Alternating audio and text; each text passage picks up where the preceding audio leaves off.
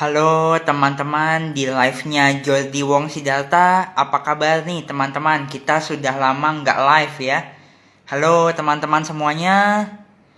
Hari ini kita akan ngebahas tentang strategi merekrut karyawan berkualitas bersama dengan Pak Salva Seragih ya. Sambil kita menunggu beliau untuk hadir. Halo yang sudah hadir teman-teman. Halo, halo. Terima kasih yang sudah hadir di live kali ini. Sebelumnya minal aidin wal faizin ya. Mohon maaf lahir dan batin. Selamat Idul Fitri 2020 untuk sahabat-sahabat semuanya yang merayakan. Hari ini kita akan ngomongin soal strategi merekrut karyawan yang berkualitas bersama dengan rekan saya, sahabat saya, Pak Salva Seragih. Sambil kita menunggu beliau.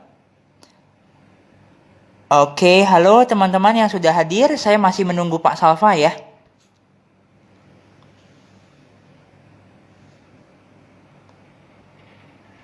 Halo teman-teman yang sudah hadir, thank you. Saat ini saya masih menunggu Pak Salva untuk hadir.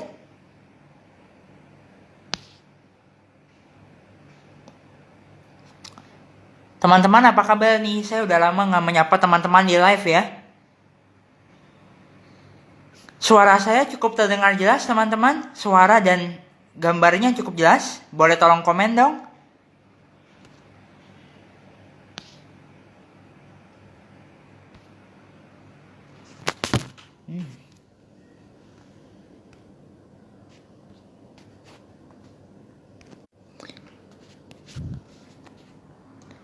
Oke, halo teman-teman yang baru saja bergabung di live saya.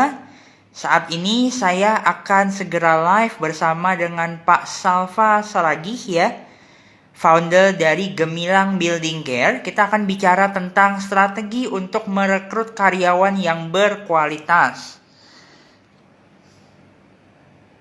Oke, ini beliau sudah hadir.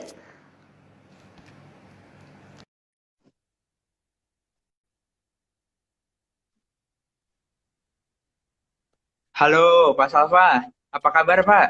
Halo Jordi, wes kabar baik, sehat-sehat. Suara saya jelas Pak? Gimana? Cukup jelas ya? Jelas, jelas. Jordi jelas suaranya jelas banget. Oke, Oke. gimana? Oke, sambil kita menunggu yang lain. Sekarang gimana Pak kesibukan? Sudah mulai masuk kantor atau masih work from home? Kalau saya tiap hari ngantor Jordi, nggak ada Oke. WFA. Iya, tiap Oke, hari saya masih keren, ngantor. keren, Jadi keren, keren. kantor buka, tetapi kita pakai protokol. Jadi Oke. mereka-mereka yang masuk harus cek dulu suhu badannya, lalu mereka harus cek dulu nggak boleh demam gitu ya. Harus cuci tangan dulu, baru bisa Mm-mm. kerja. I see. Oke, Pak. Mungkin di sini kita langsung mulai dulu aja. Nanti sambil teman-teman yang lain bisa masuk selama sesi materi ya. Nanti juga Boleh, boleh. materi ini live-nya akan saya tayangkan di IGTV. Jadi teman-teman yang ketinggalan sesinya dari awal bisa nonton lagi nanti. Oke. Ya, Mungkin sebelum aku masuk ke sesi Bapak, aku izin perkenalan dulu ya Pak. Aku edifikasiin dulu nih. yes. Oke, jadi gini teman-teman. Saya mengenal Pak Salva Seragih ini kurang lebih tahun lalu. Kami sama-sama ada event waktu itu di kota Yogyakarta. Saya waktu itu di-invite untuk tampil di entrepreneur show-nya Pak Salva di YouTube waktu itu ya Pak. Di YouTube.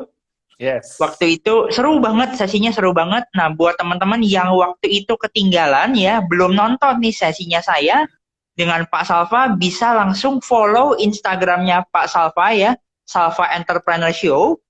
Karena di situ ada link YouTube yang bisa teman-teman subscribe. Di situ ada satu video saya di sana. Teman-teman bisa tonton dan itu sesinya Hmm. seru banget teman-teman. Di situ saya cerita banyak pengalaman kisah saya juga dan saya ngomongin soal digital marketing waktu itu di sana. Itu seru banget teman-teman, Hmm. silakan untuk follow beliau dan tonton di sana. Nah, Yes. mungkin banyak teman-teman yang nanya gini, Pak Salva kok bisa ngomongin soal karyawan? Nah, backgroundnya apa sih? Nah, sedikit saya ceritain dulu. Pak Salva adalah owner atau CEO ya, founder dari Gemilang Building Care. Gemilang Building Care ini mungkin boleh disebut apa ya Pak? Perusahaan outsource kali ya. Ya, outsourcing. Dikenalnya Perusahaan outsourcing ya. outsourcing, perusahaan outsourcing karyawan yang sudah berjalan selama 14 tahun dan sudah bekerja sama dengan total 2.000 orang karyawan. Nah, jadi menurut saya topiknya hari ini keren banget buat teman-teman yang hari ini baru mau menjalankan bisnis atau baru mau scale up bisnis. Menurutku kan penting banget nih untuk bisa memastikan kita harus punya karyawan yang tepat nih. Karena kadang-kadang gini, karyawan yang tepat di awal belum tentu itu adalah yang terbaik. Mungkin teman-teman di sini sering ada yang ngerasain kan, di awal nih, oh udah dapet karyawan yang bagus, diterima-terima aja. Taunya makin ke belakang kita malah jadi makan hati sama karyawan. Betul ya, Pak? Nah, Iya. that's why hari ini aku undang Pak Salva, aku langsung undang masternya yang sudah berkecimpung selama 14 tahun mengurus lebih dari 2.000 karyawan. Oke, silakan dimulai Pak Salva. Ya, oke. Halo teman-teman semua yang sudah bergabung di IG Live-nya Jordi. Ya, thank you Jordi sudah mengundang saya, sudah invite untuk sharing kepada teman-teman semua di sini. Ya, sore hari ini saya ingin berbagi ya dari sesuai dengan tema kita bahwa saya ingin sharing ya, jadi sharing apa yang sudah saya kerjakan selama 14 tahun, merekrut hampir, kalau sekarang kita existing-nya 2.000 karyawan. Kalau Wow. proses seleksi rekrutmen mungkin sudah hampir di atas 10.000 orang mungkin ya. Oh, mantap, Ya, mantap, jadi mantap. memang dari pengalaman ini saya ingin berbagi kepada teman-teman. Ya, jadi nanti boleh teman-teman nanti kalau mau bertanya di kolom komentar ya, apa ada sesuatu hal yang masih ditanyakan boleh di situ. Oke, nah saya ingin mulainya begini teman-teman. Jadi di dalam bisnis yang menjalankan bisnis kita adalah karyawan, tenaga kerja. Mereka lah yang kita minta untuk menolong kita supaya bisnis ini bisa berjalan, ya. Jadi begitu pentingnya mereka untuk kemajuan perusahaan kita. Nah, kita sebagai seorang pemilik bisnis harus pinter nih, harus tahu bagaimana cara melakukan rekrutmen dan seleksi. Ya, jadi kita harus bedakan ya. Jadi ada namanya rekrutmen, ada namanya seleksi. Nah, kalau rekrutmen itu adalah proses mencari talent, ya, proses atau Yes. kegiatan untuk mencari talent itu rekrutmen, ya, seperti pencarian bakat, ya, kayak Indonesian Idol itu kan rekrutmen sebenarnya. Kalau seleksi adalah kita bagaimana cari seleksi talent yang cocok dengan yang dibutuhkan oleh perusahaan. Ya, jadi rekrutmen dan seleksi itu dua hal yang berbeda. Ya, contoh misalnya rekrutmen itu contohnya misalnya kita memasang lowongan pekerjaan di Facebook Group, di Instagram mungkin atau di sekolah-sekolah atau di job street sekarang yang lagi banyak dipakai.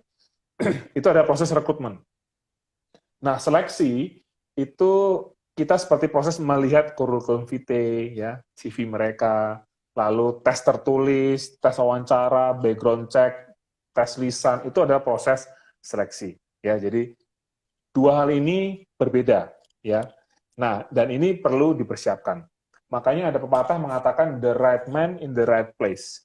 Karena menurut saya talent atau calon karyawan kita itu mereka itu dilahirkan kondisi baik. Jadi tidak ada namanya tenaga kerja atau karyawan itu tidak baik. Semuanya baik.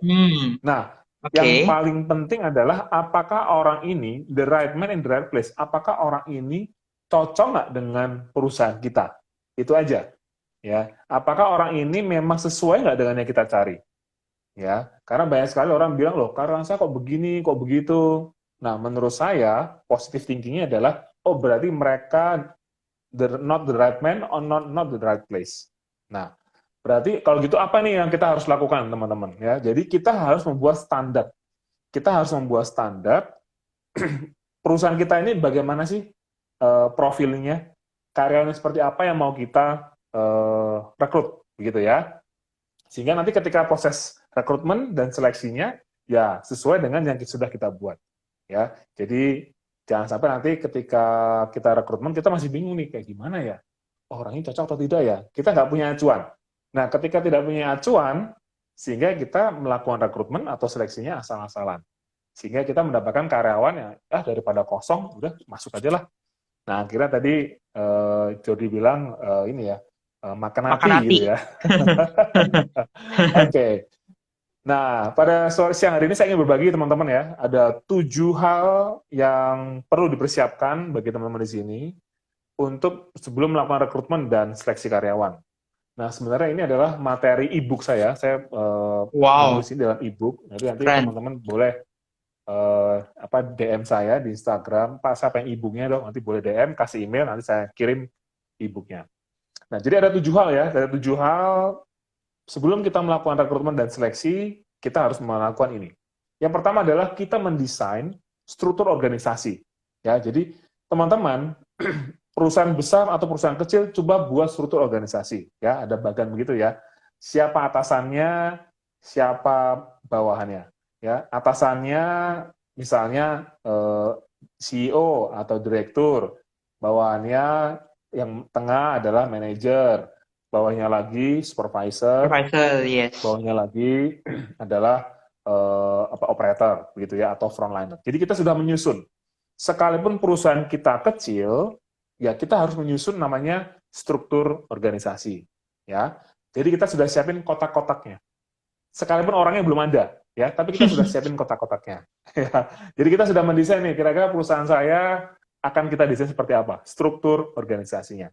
Supaya karyawan yang masuk itu sudah tahu, oh kamu di kotak ini, ya kamu mengisi posisi ini, ya sehingga mereka tahu siapa atasannya, siapa bawahannya. Ya, kalau dia memang, oh saya masuk di posisi paling bawah, ya sudah, berarti dia sebagai frontliner, berarti dia punya atasannya siapa. Mereka harus tahu, gitu. Jadi kita sudah mendesain. Nah, pertanyaannya kalau kita sudah buatin kotak, tetapi orangnya belum ada. Nah, berarti satu orang bisa jadi merangkap 2, 3, mungkin sampai 5 posisi. Nggak ada Hmm, masalah. Ya, tapi seseorang ini hmm, tahu nih, ini struktur organisasinya, kamu sekarang ada di sini, tetapi karena ini kotaknya masih kosong, sekarang kamu menjalankan fungsi posisi ini.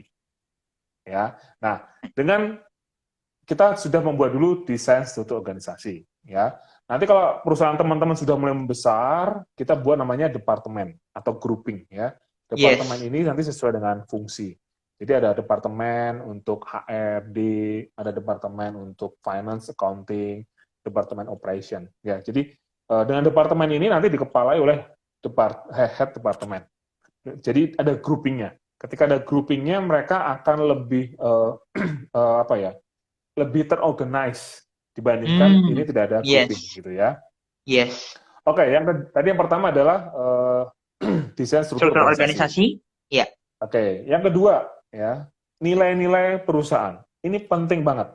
Jadi nilai-nilai ini biasanya nilai-nilai yang dipercaya oleh si owner atau si pemilik perusahaan. Nilai-nilai ini adalah sesuatu hal yang dipercayai untuk membentuk perilaku karyawan, untuk panduan bekerja di dalam organisasi itu. Ya, nilai-nilai ini juga dipercaya untuk pemersatu antar karyawan. Ya, sehingga akan muncul nanti namanya karyawan tanpa diminta dia mengerjakan sendiri. Nah, itu karena nilai-nilainya sudah dibangun. Contohnya, nilai-nilai ini di perusahaan saya. Ini nilai-nilai ini baru nih, baru tahun ini kita launching. Sebelumnya kita punya nilai namanya HETIC. Nah, sekarang ini kita punya nilai namanya GKI. G itu Oh, adalah gotong royong, K hmm, adalah kewirausahaan atau entrepreneurship, I adalah inovasi. GKI adalah nilai-nilai yang saya percayai, ini sebenarnya nilainya saya sendiri, yang saya ingin adopsi di perusahaan saya. Ya, hmm, nilai ini saya percayai menjadi perekat antar karyawan. Contoh misalnya gotong royong, bahwa kita bekerja tidak bekerja sendiri, kita harus bisa saling tolong menolong, kita harus bisa bekerja multitasking. Nah itu gotong royong. Yang K, kewirausahaan, bahwa kalau setiap karyawan itu memiliki semangat kewirausahaan, semangat entrepreneurship, untuk mendorong, ini akan mendorong seseorang untuk berpikir kreatif. Dia akan memperjuangkan nasib hidupnya. Ya, ini hmm, nilai yang saya bangun di perusahaan saya. Yang I adalah inovasi, bahwa setiap karyawan itu diberikan kebebasan untuk mengemukakan pendapatnya, untuk memberikan kritik, untuk menyampaikan ide dan gagasannya. Setiap karyawan itu boleh melakukan sesuatu hal dan gagal boleh. Jadi mereka tidak akan takut, mereka diperbolehkan untuk gagal, sekalipun itu ada yes. rupiahnya. Nah, GKI ini adalah nilai-nilai yang saya percayai nanti menjadi perilaku kerja dari karyawan saya. Ya, itu yang kedua ya, nilai-nilai. Nah, jadi nanti harapannya dengan adanya nilai-nilai ini, kita akan menjadi budaya. Ya, ada nilai, ada budaya. Nah, nanti budayanya dengan ada nilai namanya inovasi, kita akan ada namanya budaya reward untuk karyawan yang memiliki pemikiran inovasi. Nah, kita kasih Yes. penghargaan. Reward, Nah, yes. Reward and itu punishment ya, berarti ya. ya ada rewardnya. Dimulai dari nilai-nilai yang sudah kita desain, begitu. Yang ketiga adalah kualifikasi jabatan atau job requirement. Jadi teman-teman sudah membuat nih, sudah mendesain untuk posisi tertentu, itu kira-kira apa sih job requirement-nya, kualifikasi jabatannya apa sih? Contohnya, skill apa yang dibutuhkan, berapa lama dia harus punya pengalaman bekerja, domisilinya ada di mana, soft skill apa yang dibutuhkan, ya. Contoh nih ya, ini saya kasih contoh. Ini perusahaan saya ingin merekrut supervisor housekeeping, ya, supervisor housekeeping. Itu saya tulisnya begini, pria atau wanita usia 20 sampai 35 tahun. Ya, ini job requirement-nya. Pernah bekerja di hotel minimal bintang 3, ya. Ya. Lalu memiliki komunikasi interpersonal yang baik. Nah, ini penting nih, ya. Ini saya catat sendiri. Jadi ini menurut pemahaman saya, ya, pemahaman perusahaan saya, ini yang cocok sebagai supervisor housekeeping. Memiliki kemampuan memimpin tim yang baik karena dia sebagai supervisor. Dan mampu membuat program kerja dan anggaran. Nah, ini kita desain, kita buat. Ya, jadi kalau teman-teman bingung, boleh buka di Jobstreet, kita bisa lihat perusahaan lain yang sejenis dengan kita, kira-kira apa sih job requirement-nya, gitu ya. Yes, Nah, mantap, tujuannya mantap, apa mantap. kita membuat ini? Ya, tujuannya adalah supaya teman-teman ketika melakukan proses rekrutmen, ya ketika melakukan posting lowongan pekerjaan, biasanya ditulis tuh, ya kualifikasi pekerjaannya apa, ya dicantumkan. Karena kita sudah punya, ya tinggal kopas saja, ya. Dan juga ini nanti sebagai panduan dalam melakukan seleksi administrasi. Ya, jadi kalau orang ini mengirimkan CV ke kita ternyata tidak cocok dengan kualifikasi yang kita minta, berarti nggak usah dipanggil. Ya, Hmm. kalau kita masih memaksakan dipanggil tidak sesuai, misalnya domisilinya yang kita harapkan ada di Jakarta, ternyata dia domisilinya di Palembang, masih kita undang. Nah, ketika dia diterima, ada masalah tuh nanti. Kita sudah Betul. mempersyaratkan di Jakarta, tetapi kok orang Palembang diundang. Nah, ini akan jadi masalah. Makanya kita harus mendesain dulu kualifikasi jabatannya, ya. Dan dari kualifikasi ini juga menjadi bahan untuk seleksi. Jadi misalnya tadi, oh saya membutuhkan supervisor yang bisa berkomunikasi dengan baik. Nah, berarti nanti seleksinya ketika wawancara kita harus mencoba menggali apakah dia bisa berkomunikasi baik dengan kita atau tidak. Itu Jordi ya. Yes. Mantap, Oke. mantap, mantap, Ada mantap. sudah 3 poin ya. Ini sudah Yes, berapa yang jam ini? keempat, Minta Pak. maaf agak. Yang keempat. Oke, yang keempat. Job description atau uraian tugas. Jadi teman-teman tadi sudah punya struktur organisasi, sudah ada posisinya apa saja, ya dibuat job deskripsinya. Ya, misalnya contoh nih, saya punya tim namanya Sales Canvas. Sales Canvas itu apa sih job desk-nya? Dia melakukan kunjungan ke prospek-prospek customer dan menawarkan produk. Itu adalah job desk-nya.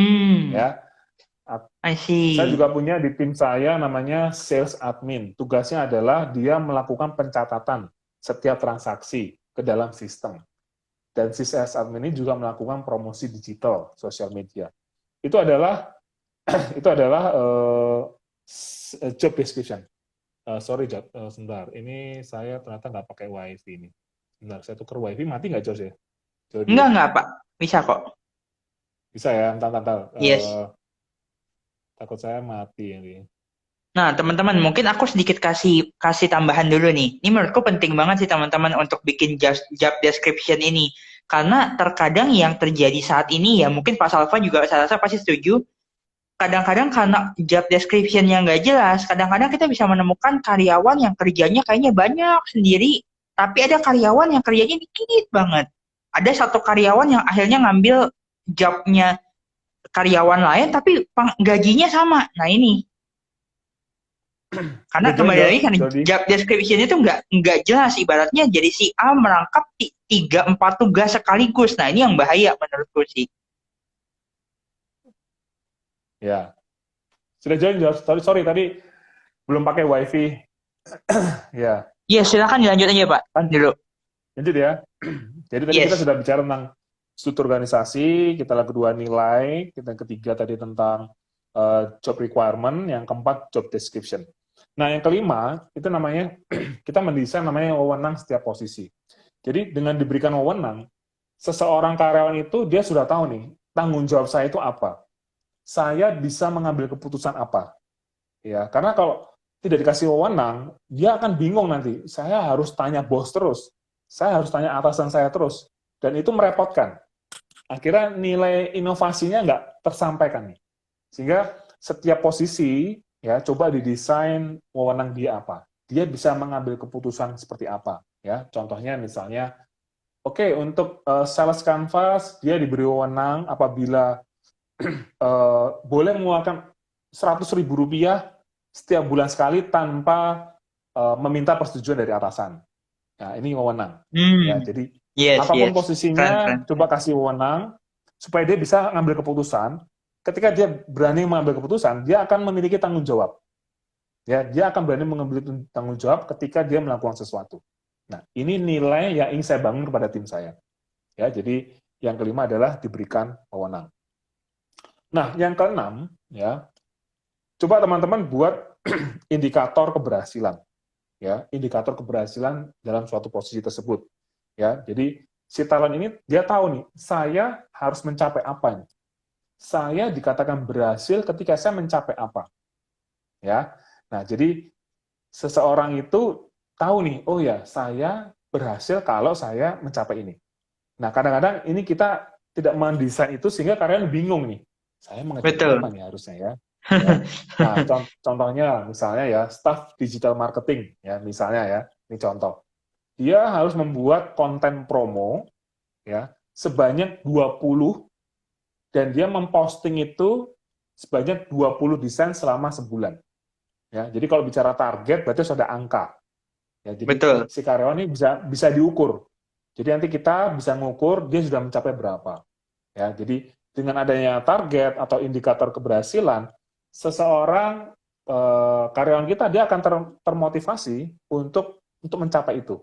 Ya, bayangkan kalau dia ini ilustrasi misalnya seseorang ingin pergi berpergian liburan dan dia nggak tahu mau kemana liburannya, akhirnya bingung kan, akhirnya bingung. Ya, oke, itu yang keenam. Yang ketujuh adalah kita mendesain proses seleksi rekrutmen. Ya, jadi kita sudah mendesain ini proses rekrutmennya mau seperti apa sih? Ya, nanti kita akan posting di channel apa, kita akan pasang di sekolah mana, ya, atau kita mau pasang di apa namanya marketplace mana, gitu ya. Ini sudah kita desain, ya. Lalu yang kedua kita juga sudah mendesain proses seleksinya.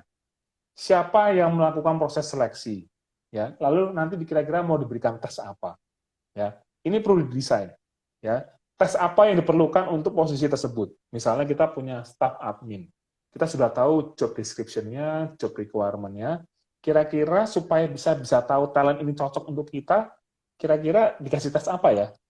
Hmm. Ya bisa referensinya banyak banget, ya. Tetapi sekali lagi kita mendesain ini ya disesuaikan dengan kebutuhan dari perusahaan.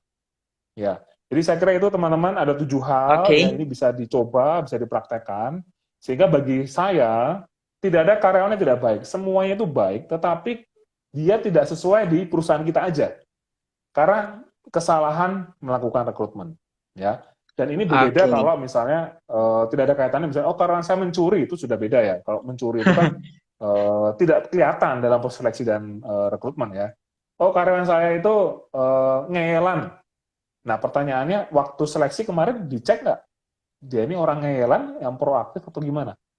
Ya jadi tetapi ada juga perusahaan yang senang dengan karyawan ngeyel. Oh Tergantung iya. perusahaannya kan, tergantung Wow. ada juga ada suka perusahaan yang oh ini kok ngeyelan sih? Karena bagi perusahaan tertentu dengan dia ngeyel itu berarti dia sudah berpikir, dia sudah Oh, kritis. oke. Yes, keren, Tergantung keren, keren. nilai-nilai perusahaan yang mau dia bangun, ya. Tapi ada suka karyawan pemilik perusahaan nggak suka dengan karyawan ngeyel, maunya kamu nurut, Nah, waktu seleksi dicek tuh, ini karyawan penurut atau karyawan yang memang pembangkang atau karyawan yang ngeyelan. Ya, jadi Hmm, disesuaikan dengan perusahaan kita. Oke, jadi ada oke. 7 ya, Jordi ya, yang perlu Yes. diperhatikan. Ya. Nah, teman-teman semuanya, saya rasa di sini materinya Pak Salva udah keren banget. Buat teman-teman yang ingin belajar lebih lanjut, bisa follow Instagramnya Pak Salva ya. Lalu DM beliau untuk minta link e-booknya. E-book ini berisi versi lengkap 7 ilmu yang tadi udah kita bahas. Nah, e-book ini sendiri sebetulnya dijual nggak, Pak? Ya.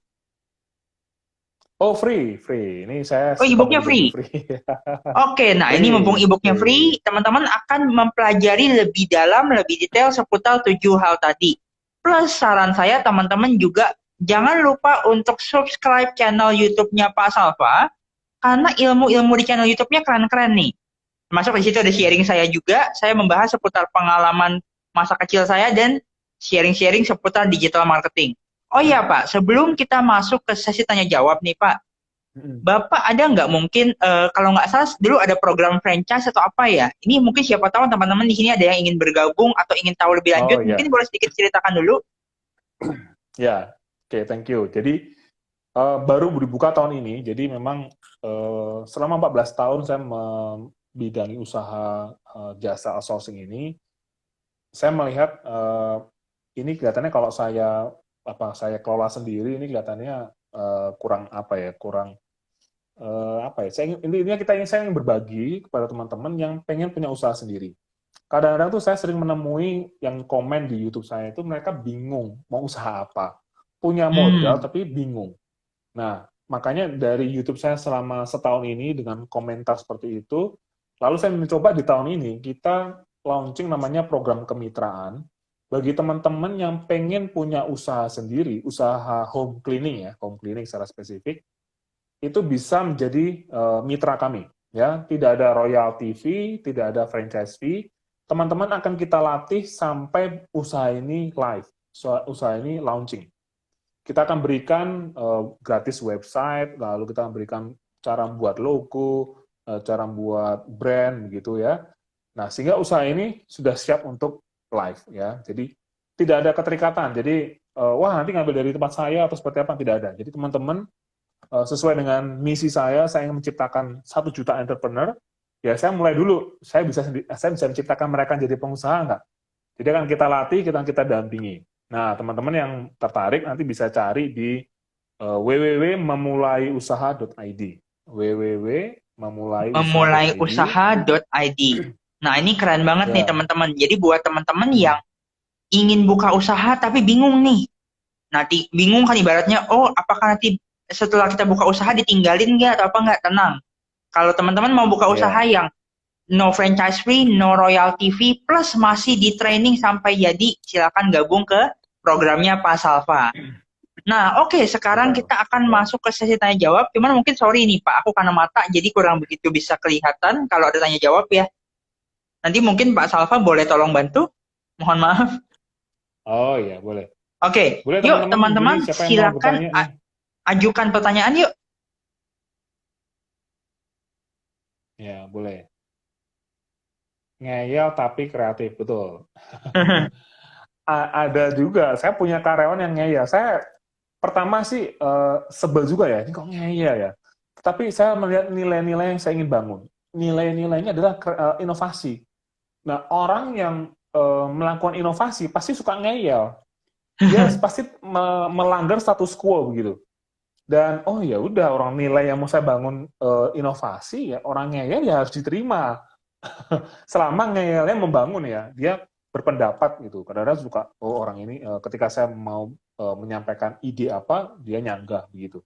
Ya, selalu, karena saya pertama tadi kesel ya, tapi saya melihat lagi kembali nilai-nilai yang ingin saya bangun, oh ternyata saya boleh kok inovasi dengan ngeyel.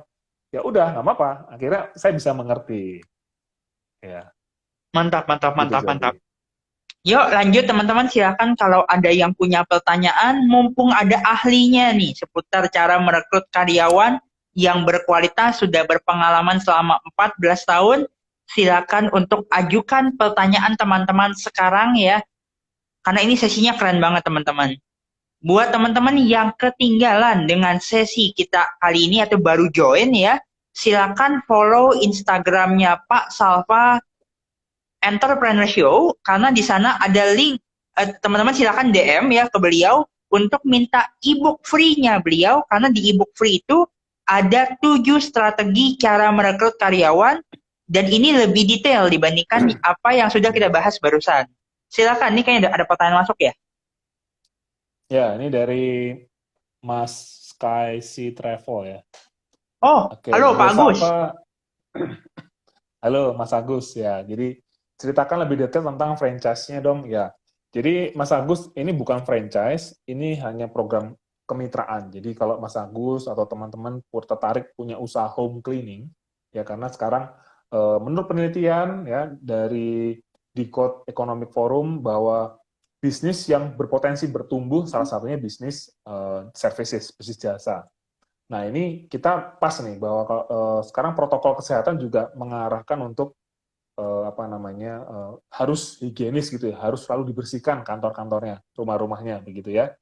Nah, ini kita menawarkan paket kemitraan, jadi teman-teman akan kita latih menjadi seorang pengusaha home cleaning, jasa bersih-bersih. Ya, seperti pembersihan sofa, pembersihan toilet, pembersihan kaca, pembersihan rumah secara general cleaning, begitu ya. Nah, jadi akan kita dampingi bagaimana proses-prosesnya akan kita latih begitu ya oleh tim kami. Tim kami cukup lengkap, ya kami punya ada 5 orang instruktur yang nanti akan siap membantu teman-teman akan berbagi cerita pengalaman bagaimana memulai usahanya, lalu proses promosinya bagaimana, lalu memaintain karyawan seperti apa, dan tidak ada franchise fee, tidak ada royalty fee, teman-teman, ini 100% dari penghasilan adalah milik si mitra itu sendiri. Ya, ini sebenarnya bagi saya adalah misi pribadi saya untuk menciptakan 1 juta entrepreneur. Ya, jadi dengan teman-teman bisa berjalan mandiri, harapannya oke, berarti teman-teman bisa mengembangkan usaha ini sendiri. Dan ke depan, kalau memang nanti usaha teman-teman ini bertumbuh, mungkin kita bisa menjadi partner. Ya, kita bisa membuat joint venture ketika ada project yang gede begitu ya, kita bisa partneran. Ya, ini akan lebih powerful nanti. Nah, perihal nama Pak, ini saya hampir aja lupa. Apakah harus menggunakan brand Gemilang Building Care atau boleh menggunakan brand lain? Nah, brandnya teman-teman sendiri. Kami akan, gitu. brandnya terserah teman-teman, tapi akan kami dampingi. Bagaimana cara membuat brand, bagaimana cara membuat logo, begitu. Ya, Oke, berarti ibaratnya adalah usaha teman-teman. Ibaratnya berarti di sini seseorang yang ingin menjadi mitra cukup membayar untuk ikutan program trainingnya aja ya Pak? Betul. Oke. Nah, siapa tahu Pak Agus tadi membuka nih. Pak Agus ini pengusaha hebat juga nih Pak, dari Medan. Salah satu pengusaha travel top dari Medan. Ayo Pak Agus, buka di Medan, bagus.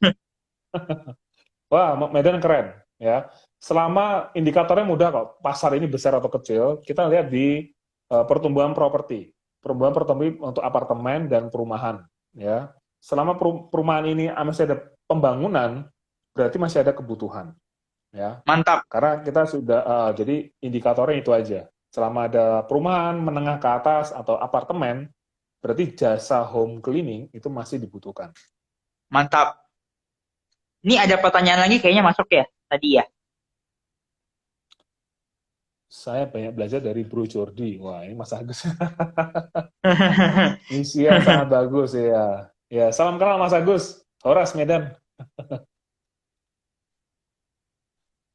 Oke, yuk teman-teman, kalau ada pertanyaan lagi silakan diajukan mumpung ada ahlinya nih. Yuk.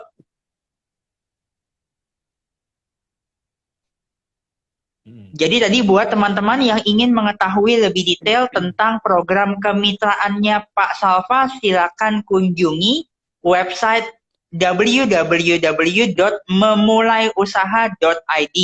Itu detailnya semua ada di sana. Dan pastikan teman-teman jangan lupa untuk follow Instagramnya Pak Salva ya. Subscribe channel YouTube-nya juga, karena di situ ada sharing saya. Dan jangan lupa DM beliau kalau mau dapat ilmu 7 cara rekrutmen yang lebih detail dibandingkan apa yang sudah kita bahas hari ini. Yuk silakan lanjut lagi Pak Salva. Oke, ini saya tulis di kolom komen ya. Bentar, ini cara Boleh, boleh nguploadnya Pak, gimana sih silakan. sekarang?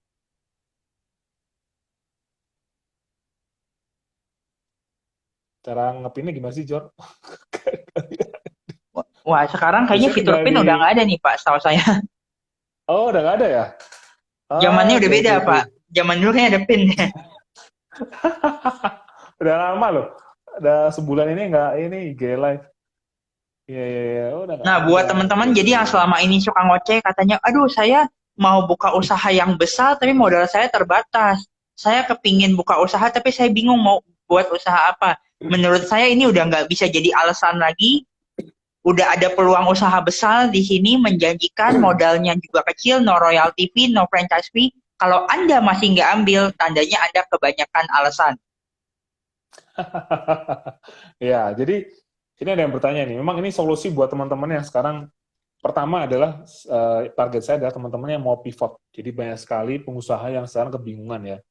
Mau usaha dia sudah punya usaha dan sekarang tutup. Ini bisa menjadi alternatif ya. Home cleaning itu bisa dari rumah. Saya melakukan ini sejak tahun 2005 ya dan sampai dengan hari ini dan sekarang masih berjalan. Yang kedua, teman-teman yang memang kena PHK, mungkin dapat pesangon, punya dana tabungan, ini bisa dipakai. Ya. Home cleaning ini bisa dimulai dari rumah, tanpa harus sewa Hmm. ruko. Ya, tinggal Oh. nanti promosinya dengan menggunakan digital marketing. Nanti belajar sama Jordi, gitu. Oke. Lalu ada yang bertanya nih dari Rifki Maf. Ya, halo Pak Rifki Maf. Perjanjian apa yang perlu dicantumkan dalam bisnis franchise? Bisnis saya bukan bisnis franchise, jadi kita kemitraan, jadi beli putus ya. Kalau pertanyaannya adalah perjanjian untuk bisnis franchise, yang pasti itu banyak sekali perusahaan franchise berantem dengan franchising-nya. Kenapa? Karena perjanjian hitam di atas putihnya nggak jelas, ya. Kedua belah pihak mungkin nggak jelas atau si franchise-nya juga nggak memahaminya secara utuh. Nah, poin paling penting adalah kalau di perjanjian itu franchise fee-nya berapa, royalty fee-nya berapa, lalu support dari franchise bagaimana. Yang paling penting support. Saya yakin produknya pasti sudah oke. Ya, kalau kita membeli franchise yang usianya di atas 5 tahun, ya paling tidak dia sudah mengalami turbulensi usaha. Sehingga saya yakin produknya sudah bagus lah ya. Nah, tapi yang paling penting Yes. supportnya. Ketika teman-teman membeli suatu franchise dan punya masalah, support dukungannya seperti apa? Bisa dibantunya seperti apa? Ini perlu ditanya. Mereka punya tim support seperti apa? Nah, itu kalau di franchise. Tapi kalau yang di tempat saya, itu bukan franchise, tetapi kita beli putus. Ya, harapannya adalah saya ingin berbagi apa yang saya pernah kerjakan, supaya teman-teman bisa meniru. Ya, tidak perlu belajar dari nol. Karena kalau belajar dari nol, itu biaya untuk jatuh bangunnya itu mahal banget. Ya, Betul, sehingga setuju banget dengan teman-teman. membeli usaha ini, harapannya teman-teman tidak mengalami pengalaman yang nggak baik yang pernah saya lalui di 14 tahun yang lalu. Begitu. Oke. Yes. Sorry Pak Salva. Sekarang udah jam berapa ya Pak? Di sini saya nggak kelihatan. Jam 2.36, berarti Oke, masih kita berapa ini? berarti masih ada waktu sekitar 20 menit lagi. 20 menit lagi. Silakan kalau Ya, masih ada Pak Salva mungkin mau tambahkan atau mau tanya jawab, silakan. Yuk teman-teman. boleh teman-teman yang mau ini bergabung ya. Ya, jadi kembali ke tema kita dalam merekrut karyawan ini penting banget ya. Jadi ini harus diperhatikan sebagai seorang pengusaha. Pengusaha itu harus pinter dalam melakukan rekrutmen dan seleksi. Ya, jadi jangan sampai kita salah memilih karyawan. Ya, salah memilih berarti kan kita sudah punya standar tadi ya. Ada standar yang kita percayai itu menjadi apa? Ketika dia bergabung itu inilah apa namanya karyawan ideal kita. Harapannya dia bisa berkontribusi kepada perusahaan. Begitu. Nah, mungkin gini Jadi Pak Salva, ya, karena belum ada yang nanya lagi nih Pak. Mungkin kali ini saya yang mau mengajukan pertanyaan, boleh ya Pak? boleh. Ini pertanyaan seringkali saya dapatkan juga dari beberapa klien-klien digital marketing saya nih. Saya ada pertanyaan gini Pak, benar nggak sih kalau kita misal mau ngerekrut karyawan, contoh nih, misal hari ini saya mau ngerekrut karyawan di OLX misalnya, contoh, tahu kan sekarang OLX lagi buat jadi situs cari karyawan juga. Lalu misalnya saya ngerekrut karyawan di LinkedIn. And then yang ketiga saya juga, bukan ngerekrut, saya ngebuka lowongan pekerjaan atau job vacancy. Let's say misal di 3 media nih Pak, di OLX, di Jobstreet, dan di LinkedIn misalnya. Emang bener ya Pak? Konon katanya mitosnya nih, beda media itu kualitas karyawannya berbeda. Betul nggak sih Pak? Ya, jadi tadi yang saya sampaikan ketika kita sudah menyusun namanya, ini kita bicara materi saya dulu tadi ya. Jadi kita sudah menyusun namanya struktur organisasi, ya. Nah, ada level top management, direktur, GM gitu ya. Ada senior manager, ada level middle management, ya. Ada supervisor, ada manager, ada low management, level operator atau frontliner. Nah, pertanyaannya adalah kita mau merekrut yang di level apa? Ya. Kita mau merekrut di level apa? Memang banyak sekali, ini dari pengalaman ya, memang dari pengalaman yang saya lakukan, kalau mau merekrut di level frontliner, itu kita harus mengikuti mereka dari mana. Teman-teman frontliner ini paling banyak mengakses itu Facebook. Oh, ya. oke. Ya, jadi kalau mau merekrut frontliner, coba cari Facebook yang di Facebook group, atau di Facebook itu ada jobs gitu ya, itu pasang di situ aja. Atau di OLX. Ya, jadi kita harus melihat nih, teman-teman frontliner ini, mereka paling banyak nongkrongin sosial media apa, melihat situs apa. Ya, tiap industri bisa beda-beda ya. Industri manufacture, hospital, sama-sama frontliner, tapi kan beda ya. Kalau di tempat saya itu lulusan SMP masih boleh. Oh, oke. Lulusan SMA boleh. Nah, itu mereka itu seringnya nongkrongnya di Facebook. Oh, oke. Ya, berarti kalau gitu kita lowongannya pasang di Facebook. Nah, lalu yang top management, level GM, direktur, ini mereka biasanya aksesnya apa? Nah, kita coba cari. Nah, biasanya menurut pengalaman kami, mereka aksesnya ada di LinkedIn, betul, dan di Jobstreet. Ya, Jobstreet, Jobs ID, jobs.id, ya. Di situ justru malah banyak orang-orang yang level top management. Ya, middle management ada, tapi lebih banyak di sana ada top manager, senior manager, direktur tuh biasanya cari di Jobstreet. Ya, jadi tergantung dari kita mau melamar posisi apa. Nah, kalau kita mencari frontliner lalu posting di Jobstreet, ya jarang yang melihat. Ya, malah over biayanya di sana. Jadi kita ikutin di mana mereka, apa yang mereka baca, apa yang mereka lihat. Begitu, Jordi. Yes. Mantap. Yuk, ada pertanyaan lagi teman-teman nih. Makin hot nih, makin siang makin hot nih pembahasannya. Ya. Saya menyapa teman-teman saya dulu yang join ini. Ada Dilbert. Halo Dilbert. Mas Cahyo. Wah, ini Mas Cahyo nih. Halo, apa kabar Mas Cahyo? Ada siapa lagi teman-teman saya di sini yang sudah gabung?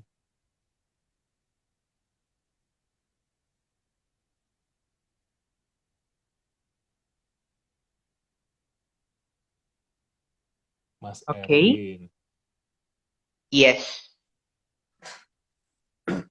Nah, mungkin kalau belum ada pertanyaan, saya sebentar lagi akan tutup dulu aja sesinya kali ya, Pak. Boleh. Paling saya sedikit merangkum dan saya mereminder aja untuk teman-teman sebelum saya tutup. Untuk teman-teman yang ingin belajar lebih lanjut seputar 7 strategi cara merekrut karyawan berkualitas ya. Hal ini sebenarnya kita sudah bahas itu. Namun kalau teman-teman ingin mendapatkan sesuatu yang lebih detail lagi, yang teman-teman bisa ulang-ulang, baca ulang, pelajari ulang, Pak Salva punya e-book free atau e-book gratis yang siap dibagikan untuk teman-teman semuanya. Nah, gimana cara mendapatkannya? Yang pertama, jangan lupa untuk follow dulu Instagramnya Pak Salva di Salva Entrepreneur Show, ya. Jangan lupa follow nih, nanti minta e-book tapi nggak di follow. Wah, ini banget nih. Iya. Karena kejadian begitu Pak, saya kadang-kadang paling kesel kalau ada ini saya bahas sedikit juga tentang digital marketing ya.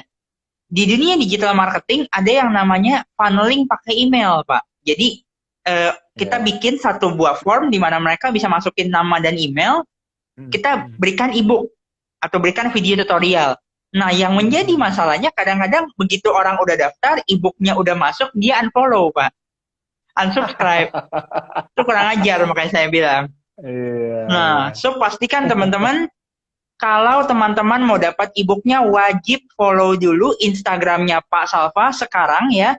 Dan setelah itu silakan DM beliau, ya, DM, Pak, boleh nggak saya minta e-booknya yang seputar 7 strategi mencari karyawan berkualitas. Nah, nanti link e-booknya akan diberikan secara free oleh Pak Salva. Nah, untuk teman-teman yang saat ini juga lagi bingung nih, lagi mau pivot bisnis, bingung mau bisnis apa, merasa modalnya juga nggak terlalu besar, tapi ya adalah simpanan uang, tabungan, entah itu mungkin uang pensiunan atau uang tabungan selama ini dan sebagainya, teman-teman bisa memulai usaha home cleaning yang bermitra dengan Gemilang Building Care-nya Pak Salva.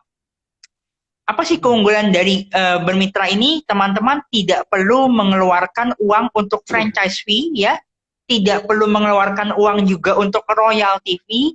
Jadi di sini teman-teman hanya cukup bayar untuk training fee-nya aja atau beli putus kasarnya lah di awal. Nah, setelah itu teman-teman bisa nantinya akan diajarkan semua lengkap mulai dari teknik home cleaning, teknik membuat logo, membuat nama, strategi marketing, digital marketing. Pokoknya teman-teman akan disiapkan semua strateginya sehingga teman-teman tinggal buka usaha aja, bahkan bisa buka usaha dari rumah ya, Pak. Yes, dari rumah. Betul-betul bangun usaha dari rumah. Dan yang satu lagi yang paling enak adalah teman-teman kalau nanti sewaktu-waktu dapat proyek besar, teman-teman bisa aja nih joint venture bekerja sama langsung dengan pusat. Nada kutip di sini adalah Pak Salva bekerja sama dengan Gemilang Building Care. Seperti itu teman-teman. Oke, Yes. mungkin saya izin tutup dulu sesi hari ini. Saya ucapkan thank you banget nih buat Pak Salva. Sesinya keren banget Pak. Mantap Pak. Keren banget. Sekali lagi jangan lupa untuk follow Instagramnya Pak Salva dan subscribe juga channel YouTube-nya. Thank you teman-teman Satu buat lagi, sesinya. Yes, Jadi tambah sedikit, boleh tambah sedikit? silakan Pak. Ya, jadi teman-teman thank you sudah share bergabung di IG Live ini. Tentunya pasti banyak pertanyaan dan diskusi teman-teman ya. Operasional rekrutmen karyawan ini pasti challenging lah.